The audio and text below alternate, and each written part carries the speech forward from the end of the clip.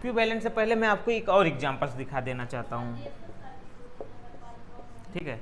मान लो एक सेट मैंने a इज इक्वल टू लिखा 1 2 3, b इज इक्वल टू लिखा मैंने लिख दिया 3 4 5 and c is equal to लिखा 5 6 7।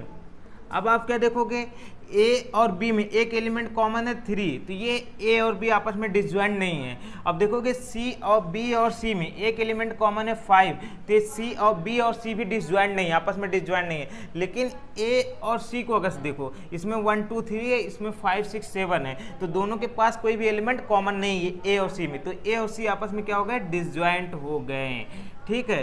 तो इससे मतलब मैं आपको बताना क्या चाहता हूँ, अगर दो सेट डिसजॉइंट ना हो, फिर एक कोई तीसरा सेट आ रहा है जो कि किसी एक सेट के साथ डिसजॉइंट ना हो, तो हम ये नहीं बोल सकते कि जो दूसरा वाला सेट है वो भी डिसजॉइंट होगा, डिसजॉइंट नहीं होगा उस तीसरे सेट के साथ। वो क्या हो सकता है, वो डिसजॉइंट भी हो सकता है और डिसजॉइंट नहीं भी हो सकता है, ठीक है।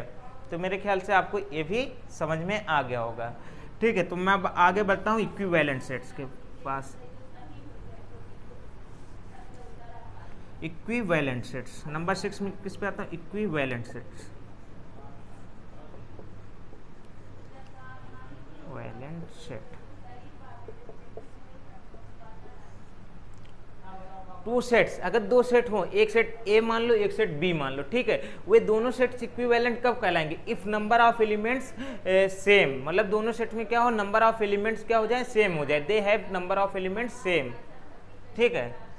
ऐसे ही हम लोग बता सकते हैं, या डियर ऑर्डर सेम, ठीक है। तो जैसे मान लो कोई दो सेट हो A एंड B, मान लो कोई दो सेट है A एंड B, तो क्या होगा, are said to be equivalent,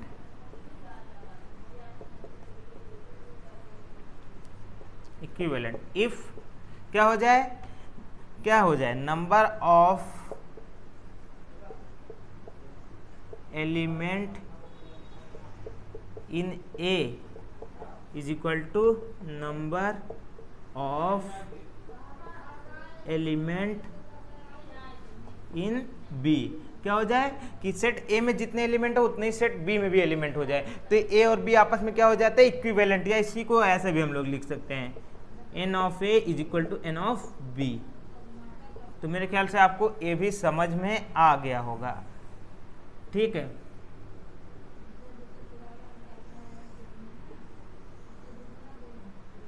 अब इसके लिए देखो एग्जाम्पल्स आपके पास क्या क्या है, एग्जाम्पल्स आपके पास क्या क्या है। मान लो मैंने क्या किया, सेट में मैंने क्या दिखाया आपको, मान लो A इज इक्वल टू आपने लिख लिया 1 2 3, ठीक है, और B इक्वल टू आपने लिखा, क्या लिख दिया, A B C।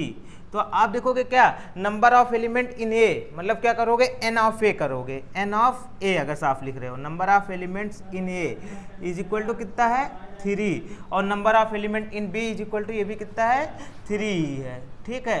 तो क्या हो गया, ये दोनों सेट में देखो नंबर ऑफ एलिमेंट सेम है, तो ये दोनों सेट्स आपस में क्या हो गए, इक्विवेलेंट हो गए, ठीक है। अगर दो सेट्स इक्विवेलेंट हो तो उसको हम लोग किस सिंबल से रिप्रेजेंट करते हैं, उसको हम लोग लिखते हैं इस तरीके से कुछ, ठीक है। अगर दो सेट इक्विवेलेंट हो तो उसको कुछ हम इस तरीके से लिखते हैं, ठीक है, A is equivalent to B, कुछ इस तरीके से, ठीक है। अब मान लो मैं एक तीसरा सेट ले लेता हूं C इज इक्वल टू मैंने क्या ले लिया, यहां मान लो मैंने लिखा D E F। अब number of element in C, set C में आप देखोगे नंबर ऑफ एलिमेंट कितने हैं, 1 2 3, तो अगर से, और ये क्या हो गया, ये इक्विवेलेंट हो गया B के, अगर ये इक्विवेलेंट B के हो गया तो ये इक्विवेलेंट A के भी हो गया, ठीक है। तो अगर कुछ ऐसा हो आपके साथ कि दो सेट आपस में इक्विवेलेंट हो और एक कोई तीसरा सेट आ जाए जो कि किसी एक सेट के इक्विवेलेंट है, तो हमको उससे ये प्रूफ हो जाएगा कि हमारा वो जो तीसरा सेट है वो दूसरे वाले सेट के भी इक्विवेलेंट हो जाएगा, क्योंकि नंबर ऑफ एलिमेंट सेम हो जाएंगे तीन के तीनों ही सेट में, ठीक है। तो देखो इससे क्या हो गया कि A भी इक्विवेलेंट हो गया, ठीक है। तो मेरे ख्याल से इक्विवेलेंट भी आपको समझ में आ गया होगा, ठीक है। एक एग्जांपल्स और दिखा देता हूं आपको, if A is equal to मैंने लिख दिया 1 2 3 4, और बी इक्वल टू मैंने क्या लिखा, ए बी सी। अब क्या करोगे, नंबर ऑफ एलिमेंट इन ए में कितने एलिमेंट है, 1 2 3 4 एलिमेंट है, तो number of element in A is equal to कितना हो गया 4। और उसके बाद number of element in B कितना है, number of element in B कितना है 3 है। तो क्या ये बताओ 4 और 3 इक्वल है आपस में, नहीं है इक्वल, तो यहाँ पर हम क्या लगा देंगे, नॉट इक्वल। तो मतलब क्या है, ये जो है बी के इक्विवेलेंट नहीं है। तो मेरे ख्याल से अब आपको इक्विवेलेंट क्लियर हो गया होगा। क्या दो सेट्स हों और दोनों सेट में नंबर ऑफ एलिमेंट अगर सेम हो गए तो फिर आप कह दोगे दोनों सेट्स इक्विवेलेंट है, अगर नहीं सेम होंगे तो दे आर नॉट इक्विवेलेंट। ठीक है, इजी है, आपको आ गया होगा। डिसजॉइंट भी आ गया हुआ, एटलीस्ट वन एलिमेंट, अगर इसका एटलीस्ट वन एलिमेंट मतलब क्या हो, कोई दो सेट्स हो अगर उसमें एक भी एलिमेंट कॉमन ना हो तो क्या होता है, डिसजॉइंट हो जाता है। एटलीस्ट वन एलिमेंट कॉमन हो जाए तो सेट इज नॉट डिसजॉइंट। बस इतना सिंपल सा है। ठीक है, मैं अब आपके पास आगे बढ़ता हूँ इक्वल सेट। लास्ट है इक्वल सेट्स। अगर हमारे पास कोई दो सेट हो, मान लो सेट ए हो और सेट बी हो, ठीक है, ये दोनों सेट इक्वल कब बोले जाएंगे। ठीक है, अगर हमारे पास दो सेट हो, मान लो एक सेट ए हो एक सेट बी हो, तो ये दोनों सेट इक्वल कब बोले जाएंगे, इफ, इसके लिए क्या कंडीशन, x बिलोंग्स टू ए, मतलब जो भी x ए में होगा, ठीक है, वो क्या इंप्लाई करे, x बिलोंग्स टू बी, कि वो क्या हो, वो b में भी होना चाहिए। ठीक है, फिर उसी के बाद फिर क्या हो जाएगा, एंड करके x बिलोंग्स टू b, ये क्या इंप्लाई करेगा, x बिलोंग्स टू a। इसका मतलब क्या हुआ कि कोई भी एलिमेंट हो, ठीक है, कोई भी दो सेट हो a एंड b, और दोनों सेट इक्विवेलेंट कब बोले जाएंगे, जब a के सारे एलिमेंट b में हो और b के सारे एलिमेंट a में भी हो। ठीक है, वे दोनों सेट्स आपस में क्या हो जाते हैं, इक्विवेलेंट हो जाते हैं। तो मेरे ख्याल से आपको समझ में आ गया होगा, इक्विवेलेंट नहीं सॉरी इक्वल्स हो जाते हैं, इक्वल सेट्स हो जाते हैं। ठीक है, अगर सॉरी एक बार फिर से मैं रिपीट करना चाहूँगा अपने डिफिनीशन को। अगर हमारे पास मान लो कोई दो सेट हो, एक सेट ए हो एक सेट बी हो, ठीक है, अगर सेट ए में कोई भी एलिमेंट हो वो सेट बी में भी होना चाहिए, फिर सेट बी में कोई भी एलिमेंट हो वो सेट ए में भी होना चाहिए, तो ये दोनों सेट्स क्या कहलाते हैं, इक्वल सेट्स कहलाते हैं। ठीक है, अब मैं आपको एग्जाम्पल्स देना चाहता हूँ।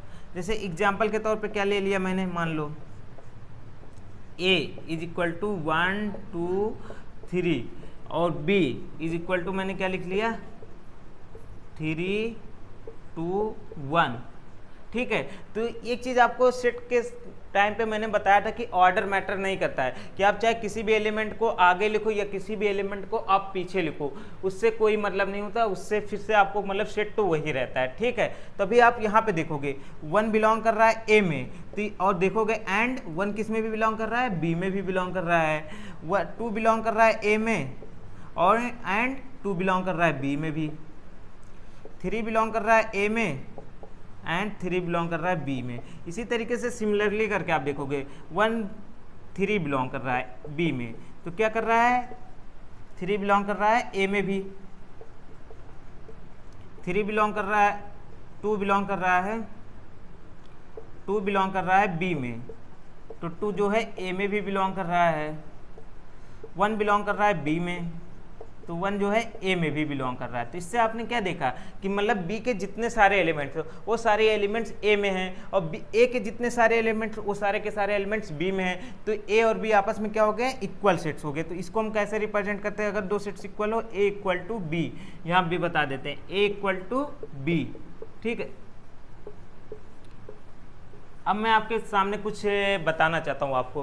ठीक है, अगर देखो दो सेट्स आपस में इक्वल हो गए तो इससे क्या सेंस निकल रहा है आपके पास कि मतलब उनका क्या होगा, नंबर ऑफ एलिमेंट दोनों में सेम रहने चाहिए। अगर दोनों में नंबर ऑफ एलिमेंट सेम नहीं हो गए, मतलब उनका ऑर्डर सेम नहीं होगा दोनों सेट्स का, कोई एक एलिमेंट अलग से आ जाएगा जो कि किसी दूसरे सेट में नहीं होगा, तो इस सेट केस में दोनों सेट्स इक्वल नहीं होंगे। तो अगर दो सेट्स इक्वल हो जाए तो क्या होगा, दोनों का ऑर्डर सेम होना चाहिए। अगर दोनों का ऑर्डर सेम हो गया तो वो क्या इंप्लाई करेगा कि ए जो है बी के इक्विवेलेंट्स है। मतलब इससे क्या होगा, अगर से आपके पास किसी ने ये बताया कि दो सेट्स इक्वल हैं तो वो क्या इंप्लाई कर रहा है, वो दोनों सेट्स इक्विवेलेंट भी हो गए। क्या हो गए, इक्विवेलेंट्स भी हो गए। अगर दो सेट्स इक्वल हो आपस में, वो दोनों सेट्स आपस में इक्विवेलेंट भी हो जाता है। ठीक है, बट कन्वर्स क्या होगा, अगर से हमारे पास कोई दो सेट्स हो वो दोनों इक्विवेलेंट हो, क्या वो इक्वल भी होंगे, ये कन्वर्स है। तो क्या ये ट्रू है या फॉल्स है, तो चलिए इसको अब हम लोग देखते हैं। मैंने यहाँ पे लिख दिया, देखिए एक सेट मैंने ए लिखा है, ए में कितना है 1 2 3, और बी में मैंने क्या लिखा है A B C.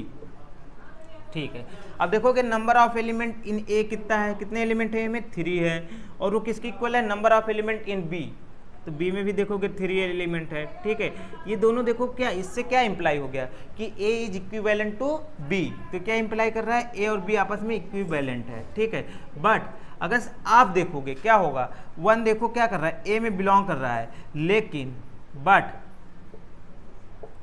1 does not belong to B, 1 जो है बी में बिलोंग नहीं कर रहा है। 1 तो ए में बिलोंग कर रहा है लेकिन 1 बी में बिलोंग नहीं कर रहा है, तो इससे क्या इंप्लाई हो रहा है, इससे इंप्लाई ये हो रहा है कि क्या है कि मतलब ये दोनों सेट्स इक्वल नहीं है, क्योंकि मैंने क्या बोला था, इक्वल सेट्स की डिफिनीशन क्या बोली थी, यही बोला था ना कि अगर 2 सेट्स हो, सेट ए में जितने भी एलिमेंट हो वो सेट बी में होने चाहिए, और सेट बी में जितने भी एलिमेंट हो वो सेट ए में होने चाहिए। लेकिन यहाँ पे क्या हो रहा है, यहाँ पे एक एलिमेंट 1 आपको दिख गया जो कि ए में है लेकिन बी में नहीं है, और अगर आपके पास एक भी एलिमेंट ऐसा आ गया जो कि एक सेट में हो दूसरे में ना हो, तो ये दोनों सेट्स आपस में इक्वल नहीं होते हैं। ठीक है, तो इससे क्या हो गया कि 1 तो ए में बिलोंग कर रहा है बट 1 बी में नहीं, तो इससे हमको ये मिला कि A is not equal to B, A B की इक्वल नहीं है, but A is equivalent to B. तो ऐसा आपको आपसे कोई पूछा अगर 2 सेट्स आपस में इक्वल हों तो वे दोनों इक्विवेलेंट भी होंगे, बट अगर 2 सेट्स आपस में इक्विवेलेंट हो तो वे दोनों इक्वल हो, ये जरूरी नहीं है। तो मेरे ख्याल से आपको इतना